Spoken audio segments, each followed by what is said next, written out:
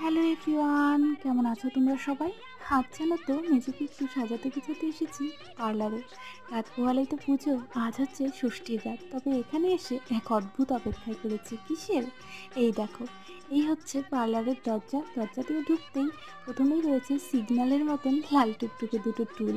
তবে বসার মতন কেউ নেই। আর এইদিকে টুলে রাখা জলের পাত্র দেখে বুঝতেই পারছো গোটা দিনে কত নোংরাই না ওরা পরিষ্কার করেছে। আর এই হচ্ছে থ্রেডিং করার চেয়ার, যেটাতে মা আমি দুজনে এবারে পা তুলে বসে অপেক্ষা করছি। আর মার মুখটা দেখে বুঝতেই পারছো মা কতটা বোর হয়ে গেছে। আচ্ছা, একটা প্রশ্ন জাগলো, থ্রেডিং করার চেয়ারে বসে আমাদের কপালের লোম, তারপর ভুরু সমস্তটা পরিষ্কার হয়ে যায়, তবে কপালে থাকা যেই দুঃখগুলো সেইগুলো কেন হয় না বলো তো? যাই হোক, এমন কোনো অপেক্ষা তোমরা আগেও কখনো করেছো কি না আমায় কিন্তু অবশ্যই কমেন্ট করে জানিও। তো চলো, আজকের মতন টাটা। পরে আবার দেখা হচ্ছে খুব শীঘ্রই।